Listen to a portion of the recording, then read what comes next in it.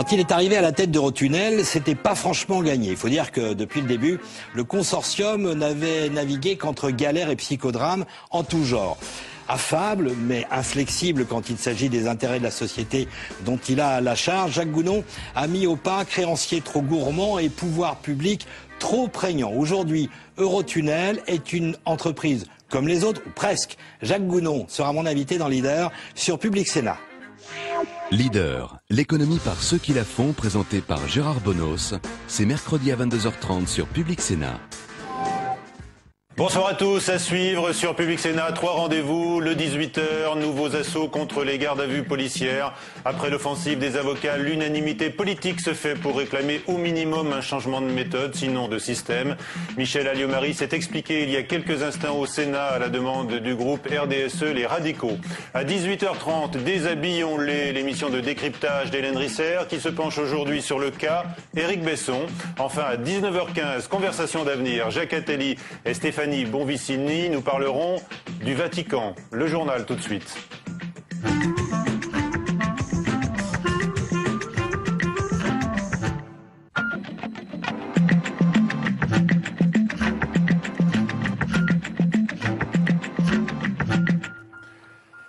Le 18h, toute l'actualité politique et parlementaire de ce mardi 9 février. Voici les titres. Publication du dernier rapport de la Cour des comptes de l'ère Séguin, une charge contre la dégradation des comptes publics. La crise n'est pas seule en cause, sont fustigées la progression des dépenses, la baisse des impôts et de la TVA sur la restauration ou encore la multiplication des niches fiscales. Persiste et signe. Nicolas Sarkozy défend une nouvelle fois le débat sur l'identité nationale que François Fillon a semblé mettre en semi-sommeil hier. Le chef de l'État en assumera les conclusions en avril. Maintien des revendications des enseignants de Vitry-sur-Seine qui ont été reçus par Luc Châtel. Pour le ministre de l'Éducation nationale, on ne peut pas mettre un surveillant derrière chaque élève, mais les enseignants ne reprendront pas le travail demain matin. Un mois après son décès, Philippe Séguin n'a toujours pas de successeur à la tête de la Cour des comptes. Le nom d'Anne-Marie Idrac, secrétaire d'État au commerce extérieur, est l'un des derniers à circuler dans la presse. Confirmant l'orientation donnée par Philippe Séguin d'une institution poil à gratter, le dernier rapport dénonce l'emballement du déficit et de la dette et réfute l'idée en vogue à Bercy que la crise est seule responsable. Les explications d'Alain Pichon, doyen des présidents de chambre à la Cour des comptes. La France présente la particularité d'être en Europe un des pays où le déficit structurel, c'est-à-dire celui qui n'a rien à voir avec la conjoncture économique liée à la crise, reste assez fort. Ce qui nous fait craindre que quand on sortira de la crise, on traînera encore comme un boulet ce déficit structurel qui compromettra un peu les effets positifs qu'on peut attendre du retour de la croissance. Beaucoup d'autres aspects, bien évidemment, dans ce rapport de la Cour des comptes qui compte pas moins de chapitres et ils épinglent pêle-mêle la gestion du contrôle aérien en France, pas plus de 100 jours de travail par an pour les aiguilleurs du ciel, le système de billets gratuits pour les cheminots, les annulations de contraventions routières, 500 000 PV ont ainsi sauté rien qu'à Paris en 2007 ou encore le coût du système de sauvetage des ménages surendettés. Dans un instant, le commentaire sur ce point d'Hervé Mondange, juriste de l'association Force ouvrière consommateurs. Toujours le dialogue de sourds entre les enseignants de Vitry-sur-Seine et le ministre de l'Éducation nationale, même s'ils se sont parlé directement aujourd'hui. Les premiers veulent voir le nombre de surveillants doubler dans leur établissement après l'agression d'un élève mercredi dernier. Le second annonce un dispositif de vidéosurveillance. Vanessa Némé. La neige n'a pas refroidi la colère des enseignants du lycée Adolphe Chériot à Vitry-sur-Seine. Toujours en droit de retrait, ils sont venus nombreux devant le ministère de l'Éducation nationale pour être entendus. Mais Luc Châtel reste ferme sur ses positions. Il s'est d'ailleurs adressé à la presse avant même de recevoir une délégation de professeurs et de parents d'élèves. J'ai rappelé à quel point les mesures que nous avons proposées sont exceptionnelles. Nous allons passer de 19 à 28 personnels d'encadrement et de vie scolaire au sein du lycée. C'est un effort exceptionnel. En clair, ce sont 3 surveillants et 6 médiateurs de plus au sein du lycée polyvalent. Pour les professeurs et les parents d'élèves, c'est la déception. Ils jugent toujours le nombre de postes proposés insuffisant. Si le ministre reste sur ses positions sans entendre les enseignants, on reste dans un conflit dans lequel il n'y a aucune issue. On aimerait qu'il y ait une issue à ce conflit. On aimerait vraiment reprendre les cours, mais on veut les reprendre dans les conditions normales. Les enseignants ne céderont pas et vont poursuivre leur droit de retrait jusqu'à satisfaction. Quant aux syndicats, la CGT et le SNES-FSU ont lancé un appel à la grève jeudi dans l'académie de Créteil. Le mouvement commence à faire tache d'huile. Et les enseignants de Vitry-sur-Seine donc exerceront à nouveau demain leur droit de retrait et ils manifesteront en fin de matinée devant l'Assemblée nationale. François Fillon hier, Nicolas Sarkozy aujourd'hui, mais sur un ton peut-être plus affirmé. Le chef de l'État a profité d'un déplacement dans le Loir-et-Cher pour déclarer son attachement au débat sur l'identité nationale. On l'écoute. Le mot identité, on a le droit de le prononcer. On a le droit d'y croire. On n'a pas à s'excuser d'avoir une identité. Dans l'identité nationale française, il y a une conception très précise des droits et des devoirs. Les deux. Et nous, les Français, nous souhaitons que chacun comprenne que notre attachement à la République tient à cet équilibre. Chacun a des droits et chacun des devoirs. Et le chef de l'État de réaffirmer qu'il assumera et assurera donc les conclusions de ce débat sur l'identité nationale au mois d'avril. La mort aujourd'hui dans une attaque des talibans d'un soldat français, membre des chasseurs alpins de Chamonix. Ce décès porte à 40 le nombre des militaires français tués en Afghanistan depuis l'implication de la France. Michèle Alliot-Marie était invitée aujourd'hui à préciser ses projets en matière de garde à vue. Elle veut, dit-elle, la limiter aux nécessités de l'enquête et en améliorer les conditions. Pas moins de 5 propositions de loi ont été déposées pour réformer une procédure de plus en plus contestée. Dernière en date, celle des sénateurs du groupe radical qui demande la présence immédiate d'un avocat. La ministre de la Justice admet donc qu'une évolution s'impose. Le débat a été marqué tout à l'heure par l'interpellation du sénateur UMP et maire de Saint-Jean-Cap-Ferrat, René Vestry, impliqué dans une enquête sur des faits de corruption. Delphine Girard. Oui, moi, René Vestry, maire de Saint-Jean-Cap-Ferrat, j'ai connu une garde à vue. C'est un témoignage avec une résonance particulière. À la tribune, c'est René Vestry qui s'exprime. Le parlementaire a fait l'expérience de la garde à vue. C'était en 2007, il n'était pas encore sénateur. On m'a fait passer par la souricière. Je ne savais pas ce que c'était. Vous allez à la rencontre du substitut du procureur de la République. Et là, on vous fait monter dans un ascenseur grillagé entre 2 personnes en uniforme. Mais je pense que si j'avais tué quelqu'un, on ne pouvait pas faire plus. Aujourd'hui, René Vestry est mis en cause dans une affaire de corruption et de blanchiment sur la Côte d'Azur. Il redoute un nouveau placement en garde à vue. Quand on rentre dans un endroit où on vous jette une couverture dans laquelle le précédent a vomi, lorsque vous rentrez dans un cachot maculé d'excréments, avec des gens qui ont fait leurs besoins, et on vous dit... Vous avez besoin d'un cachet, on vous donne un cachet, on ne vous donne pas le verre d'eau. Oui, on peut avoir peur. Le 20 janvier dernier, le bureau du Sénat a autorisé une mesure de contrôle judiciaire envers René Vestry. Il peut désormais être entendu par la justice et être mis en examen, mais ne peut pas être placé en garde à vue. Débat à suivre donc sur la garde à vue et ses dérives avec plusieurs invités. D'abord, séquence décodage. La Cour des comptes critique le système coûteux de secours mis en place pour les ménages surendettés.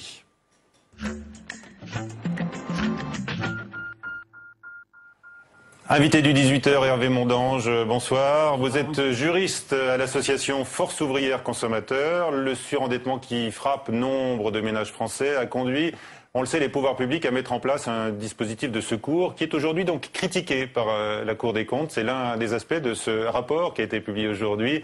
La Cour reconnaît toutefois le bien fondé des mesures de conciliation, mais note quand même qu'il y a des choses à revoir. Par exemple, l'appréciation sur l'augmentation du nombre de dossiers de surendettement. La Cour des comptes exprime de fortes inquiétudes et estime que les accidents de la vie sont trop souvent mis en avant. Est-ce que c'est votre avis ? Écoutez, bien entendu, on les met souvent en avant et souvent pour les opposer avec un surendettement qui serait lui actif, avec un surendettement passif. Il y a la différence entre surendettement actif et passif. Un petit peu une vue de l'esprit en fait. Ce qu'on voit, c'est qu'il y a un surendettement qui est créé par les banques en partie. Il y a accumulation de crédit et puis arrive un accident de la vie, effectivement, un licenciement, un divorce, une maladie, qui font qu'on ne peut plus rembourser ces encours qui sont devenus énormes et qui asphyxient le budget de la famille. Pour vous, les consommateurs ne sont pas responsables, pas coupables de se tourner trop facilement vers les crédits à la consommation. C'est plutôt du côté des banques qu'il faudrait regarder. Des banques, des pouvoirs publics, du soutien de l'économie par la consommation des ménages. Je crois que les coupables sont tout trouvés au-delà du consommateur, qui peut avoir parfois des responsabilités. Oui. Mais tout va dans le sens d'un surendettement. On entend régulièrement que les Français ne sont pas suffisamment endettés comparativement à d'autres pays. Je crois que les chiffres du surendettement galopant en ce moment montrent que c'est peut-être pas le cas.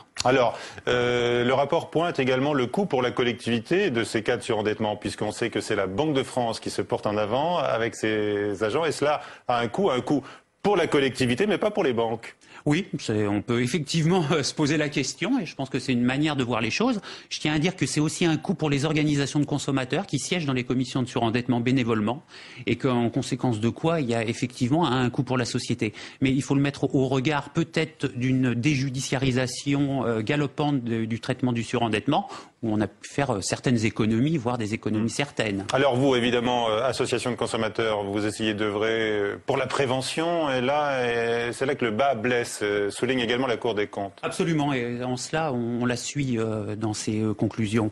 Nous sommes très impatients que les discussions sur le projet de loi en cours reprennent. Il y a de bonnes dispositions prévues dans ce texte, même si on estime que ça ne va pas suffisamment loin. Est-ce que vous estimez que le lobby des banques agit pour éventuellement modérer la loi ? En tout cas, la modérer et la retarder certainement. Je veux dire que plus on va dans le temps, plus ils mettent en avant des chiffres de baisse de production des crédits.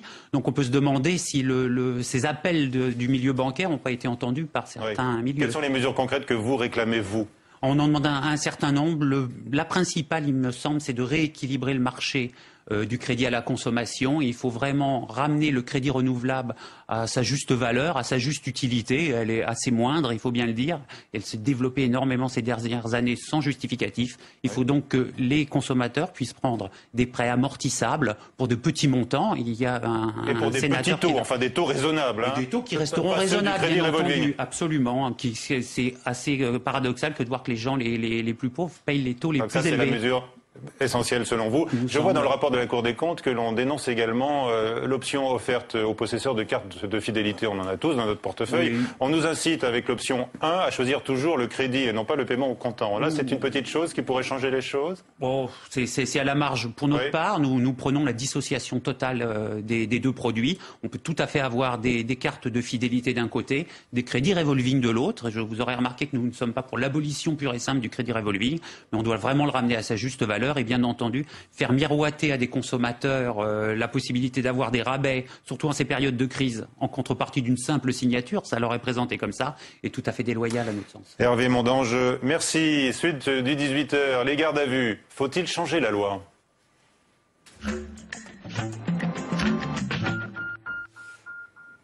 Les dérives des gardes à vue policières dénoncées par les avocats et par les partis politiques, tous de l'UMP au PS, en passant aujourd'hui par le groupe des radicaux au Sénat, qui ont obtenu de la ministre de la Justice qu'elle présente donc ses orientations au Sénat.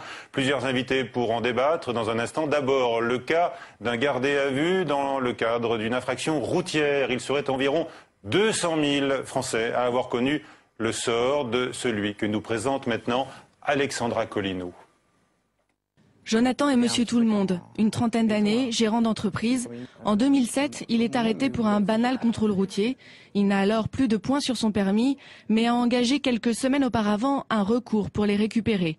Cet après-midi de juin, les policiers lui signifient que malgré la procédure en cours, il n'a plus le droit de conduire et l'embarque. Ils m'ont mis les menottes, ils m'ont amené au poste. Au poste, ils m'ont demandé pour faire une fouille en premier lieu, donc ils m'ont amené dans une pièce avec un policier. Le policier m'a dit qu'il fallait que je me déshabille pour faire une fouille pour voir si j'avais rien d'illégal sur moi. S'ensuit une garde à vue qui durera 20 heures dans une cellule en verre avec pour co-détenu un trafiquant de drogue. C'était vraiment quelque chose de désagréable parce que c'était vraiment très sale et ça sentait vraiment très mauvais, quoi.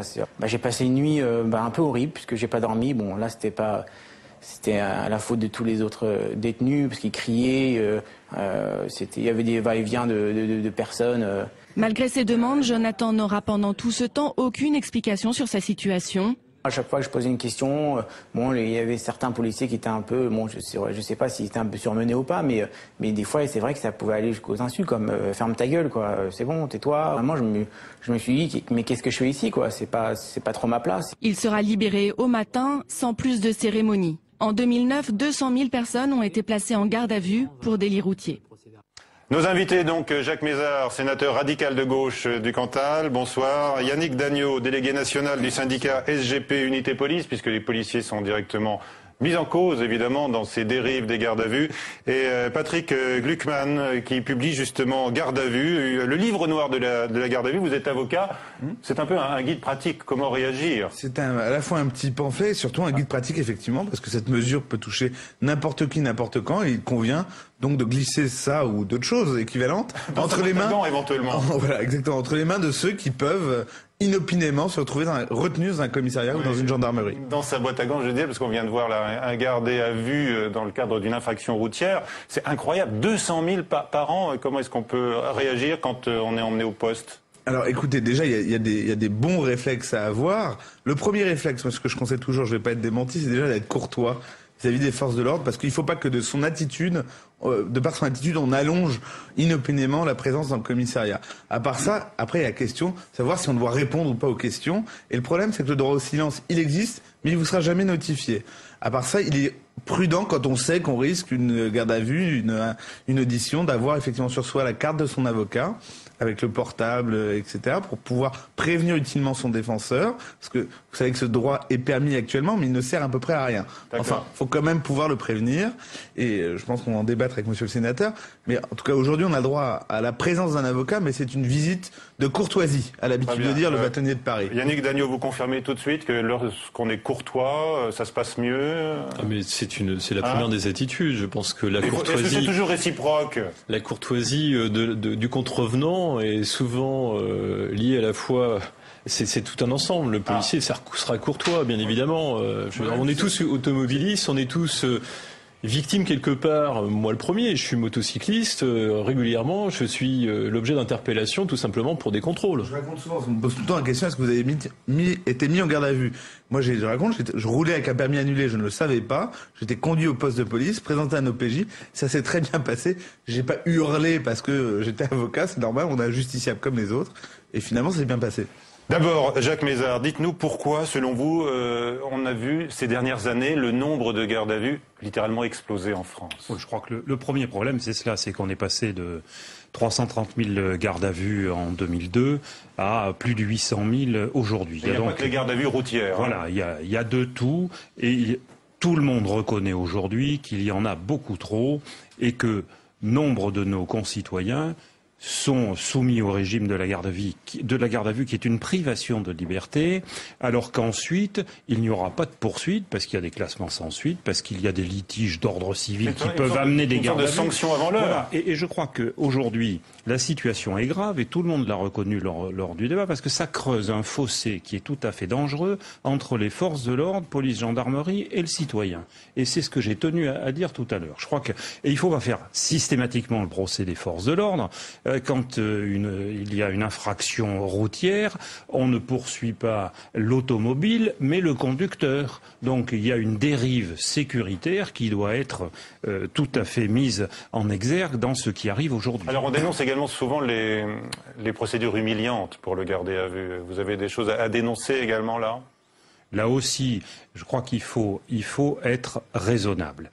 Il y a une grande majorité des policiers et des gendarmes qui respectent la déontologie, qui font leur travail, mais aujourd'hui, avec 800 000 gardes à vue, comment voulez-vous que le contrôle du parquet s'exerce correctement ? Je crois qu'on en est tous à constater des situations qui sont tout à fait intolérables. Alors là-dessus, il y a effectivement des dérives, parce que le menottage, ce qu'on a, fouille au corps, etc. Moi, encore une fois, il ne s'agit pas pour nous de faire le procès des forces de l'ordre. Il s'agit de dire qu'on en est arrivé à une dérive par rapport à l'augmentation considérable du nombre de gardes à vue. En raison d'une politique globale de sécurité. Voilà, tout à fait. Patrick Gluckman, vous vouliez ajouter un mot? Il y a une institution qui est saisie par les parlementaires, qui est la Commission nationale de déontologie de la sécurité, et il faut lire... Qui est supprimée. qui est en voie de suppression, mais elle n'est pas encore supprimée, heureusement. Elle fait un travail minutieux et précieux, et elle note dans son rapport annuel, effectivement, le recours systématique au menottage, le recours systématique aux fouilles à nu, et on voit dans les avis rendus par la CNDS que bien souvent les OPJ méconnaissent les règles existantes. Oui. Alors, pourquoi cela, Yannick Dagnaud? Vous méconnaissez les règles? Est-ce que vous vous sentez en totale liberté quand on est policier? Est-ce qu'on peut, comme cela, décider de manière arbitraire une garde à vue? C'est ce qui se passe. Une garde à vue se fait toujours sous l'autorité du procureur de la République ou d'un substitut de permanence. Le problème, c'est que la justice, comme la police, est surchargée de travail. La politique actuelle de sécurité, et là on ne peut être que d'accord ensemble, on sera tous les trois autour de cette table, mais tout à fait d'accord, c'est-à-dire qu'on a orienté l'activité des forces de l'ordre, que ce soit les gendarmes, la police nationale, sur le tout répressif, au détriment de cette fameuse proximité que nous n'avons plus vis-à-vis des citoyens et que nous dénonçons, et ce depuis des années. Donc c'est pas parce que nous sortons d'une campagne électorale qui nous a été favorable que nous allons arrêter de dénoncer cet état de fait. Pour défendre la garde à vue, qui peut être utile à faire les conditions de travail, émerger la vérité policière. Nous sommes tout à fait d'accord. C'est prévu par le Code de procédure pénale. C'est une mesure restrictive de liberté. Mais nous dénonçons. Il y a un décalage entre la vérité policière et la vérité judiciaire. On n'arrive plus à corriger le tir. Voilà. Mais en plus, de toute façon, on s'aperçoit que 800 000 gardes à vue, avec quelle réponse judiciaire derrière, puisque la plupart du temps, c'est classé sans suite, et on s'aperçoit que des mesures de garde à vue ont été prises sans aucune suite. On peut, depuis le début de l'année, de toute façon, en plus, le début de l'année commence, donc il va bien falloir que les indicateurs de performance de l'activité policière, que sont les gardes à vue, je dis, la culture de résultat, c'est une nécessité, c'est un bien. Maintenant, la dictature de chiffres, c'est autre chose. Et nous dénonçons cette dictature de chiffres. Vous serez d'accord avec moi pour dire que c'est un mauvais indicateur de l'activité de la police. Ça ne correspond la plupart du temps à rien. Quand on prend, on dit toujours, un consommateur de shit, le jeune qui va fumer son joint, il va se retrouver en garde à vue en sachant que la réponse pénale n'existe pas derrière. Tout à fait. Jacques Mézard, concrètement, qu'est-ce que vous proposez aujourd'hui pour corriger les abus? Il y a d'abord... Parce que vous aussi, vous avez déposé une proposition. Voilà. Il y a une politique aujourd'hui qui n'est pas une politique de police de proximité, mais une politique du chiffre, de la statistique. Et ça, je crois que nous sommes d'accord autour de cette table pour le dire tous. Alors, ce que nous proposons, d'abord, il est évident qu'il ne faut utiliser des procédures comme la garde à vue qu'en fonction d'une certaine gravité de l'infraction. C'est un des deux points qui a été soulevé d'ailleurs dans le rapport du service des études du Sénat par rapport aux autres pays européens. Le deuxième point, c'est que pour nous, il est indispensable que l'avocat soit présent dès la première audition, tout de suite, et qu'il soit présent lors de l'audition. D'où la nécessité d'avoir un numéro de téléphone d'un avocat dans sa poche, là, comme le dit votre... Il y a d'excellents avocats qui sont commis d'office. Voilà, exactement. C'est une mission de service public les assurée par les barreaux. sont capables d'organiser cela, et c'est une mesure qui est absolument indispensable. C'est ce que rappelait le président Badinter tout à l'heure lors du Sénat, et je crois que c'est vraiment le but à atteindre, sont ces deux objectifs. Limiter le nombre des gardes à vue et assurer la présence de l'avocat. Vous dites la même chose que la ministre tout à l'heure, Michèle Alliot-Marie, qui veut la limiter aux nécessités de l'enquête. Oui, mais attention, parce que... c'est déjà dans la loi. Attention, parce que nous verrons dans les semaines et dans les mois prochains si ce que je viens de dire, c'est-à-dire ce qui correspond à la proposition de loi que nous avons élaborée en partenariat avec le bâtonnier Charrière-Bornazel, sera suivi des faits. Parce que je n'ai pas eu l'impression que si la ministre a reconnu que la situation actuelle n'était pas une bonne situation. Je ne sais pas si elle va être d'accord dans les propositions de réforme du Code de procédure pénale sur la demande que nous avons formulée. Il va falloir quand même prévoir une évolution, parce que cette réforme va induire une évolution chez les policiers, mais également une évolution chez les avocats. Parce qu'un avocat qui intervient dès la première minute de garde à vue, qui participe aux auditions, à un moment donné, il va être lié au secret de l'enquête. Vous savez qu'il est déjà lié par le secret de la garde à vue.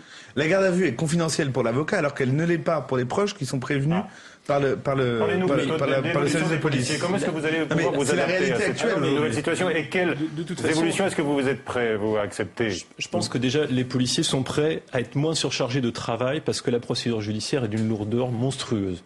Parce que chaque loi, ça change sans arrêt, réellement. Voilà, parce que ce n'est pas une loi, ce sont des instructions. 2003, 2004, 2007. Il faut revoir la procédure de loi sécuritaire qui pose des problèmes aux policiers, aux magistrats et aux citoyens. Nous sommes d'accord, mais il va falloir que les parquets évoluent aussi. Parce que c'est toute une évolution de toute la chaîne pénale, la police. toute la chaîne pénale qui doit se remettre en cause. Mettons, on va dire, qui interpellons les auteurs de crimes et délits, mais ensuite, derrière, il va falloir que ça suive. C'est-à-dire que ça induit aussi une révolution au niveau de la justice. Tout à fait. Parce qu'aujourd'hui, la justice fonctionne également avec des statistiques.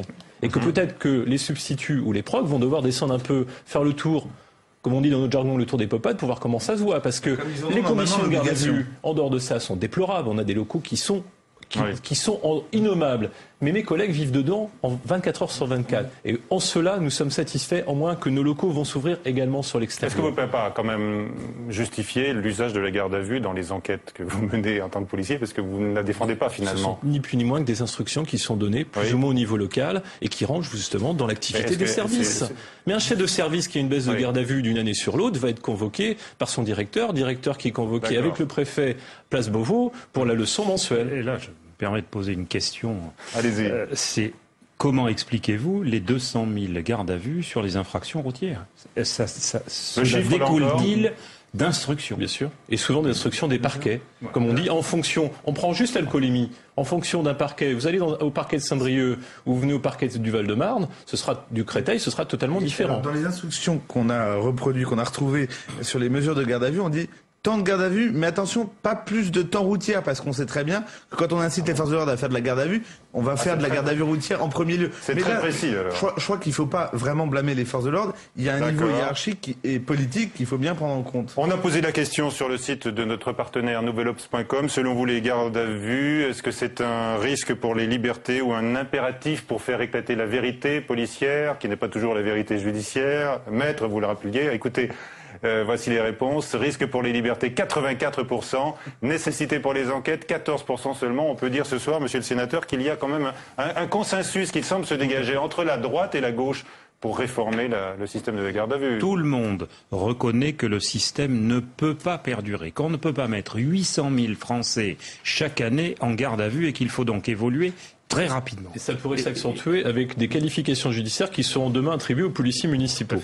Patrick Luckmann, encore un mot? Un tout petit mot, juste, moi je crois que la proposition de loi est, monsieur le sénateur, extrêmement importante. Je me méfie juste des propos de la garde des Sceaux, qui revient à rappeler les termes existants de la loi qui sont insatisfaisants. Très bien, je rappelle le titre de votre livre noir de la garde à vue. Donc vous l'avez dit, un pamphlet et également un guide pratique pour réagir si par malheur vous êtes placé en garde à vue. C'est rarement par bonheur. C'est rarement par bonheur.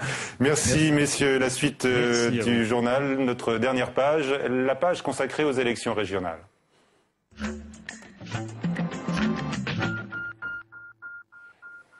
Et nous repartons ce soir en région PACA avec Pierre Bonde-Joseph. Si les enjeux politiques nationaux semblent dominer la campagne dans la région comme on l'a vu hier, il y a quand même des sujets purement régionaux qui préoccupent la population et qui sont autant d'ailleurs de sujets de polémique. Par exemple, les défaillances des TER. La région PACA détient en effet le triste record des TER qui n'arrivent pas à quai. Reportage Pierre Bonde-Joseph. Gare de Solliès-Pont, à quelques kilomètres seulement de Toulon. Chaque jour, Fabrice Lerue prend un TER pour Marseille. 7h10, logiquement, on devrait avoir le train vers 7h25. Fabrice parle au conditionnel. Il faut dire que les retards ici sont fréquents et sur lequel les voyageurs ne parlent que de ça. Je vais vous dire, je prends 8 heures normalement, mais il n'y est pas. Hein. Il faudrait tout privatiser et tout virer les cheminots et les contrôleurs.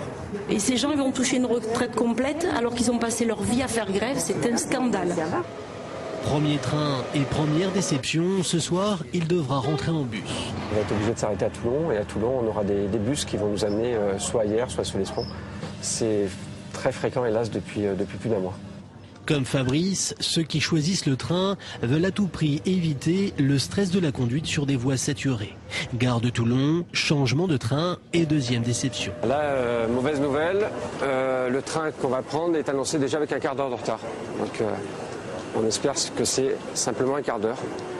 Aujourd'hui, le dossier de une du journal Var Matin, donc le quotidien départemental, c'est justement sur les TER et la suppression de 16 000 TER qui ont été supprimés en 2009.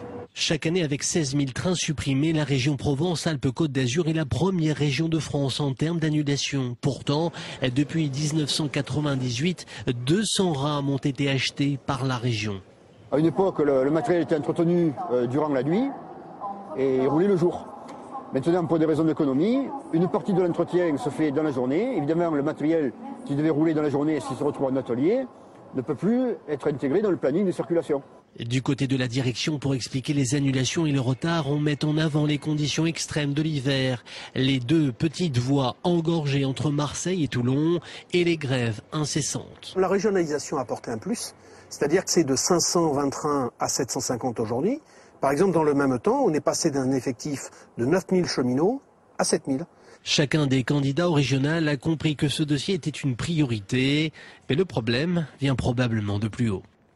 Voilà, on restera également en région PACA demain et puis nous vous livrerons en exclusivité demain à 18h les résultats du sondage de l'IFOP pour Paris Match avec Public Sénat pour la région donc Poitou-Charentes où s'affrontent, on le sait, Dominique Bussereau et Ségolène Royal, présidente sortante, à suivre sur Public Sénat. Déshabillons-les, l'émission d'Hélène Risser consacrée ce soir à Éric Besson, un ministre dans l'actualité.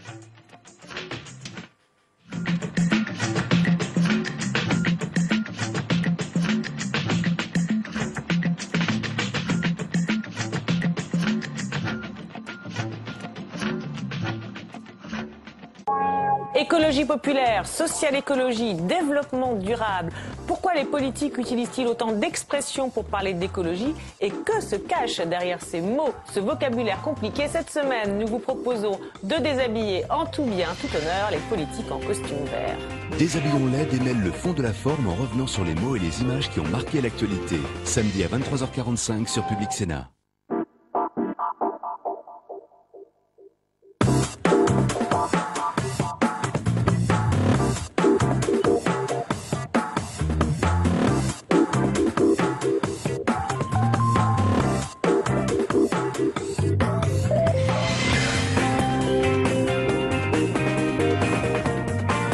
Ma mère, elle était méditerranéenne et elle disait des choses simples. Essaie d'être en bonne santé. Je vais lui dire ce soir, puisqu'elle me regarde, que ça va, maman, je suis en bonne santé. Éric Besson va bien et comme il le dit à sa maman à la télévision, on est tous au courant. Depuis 3 ans qu'il a quitté le PS et rejoint Nicolas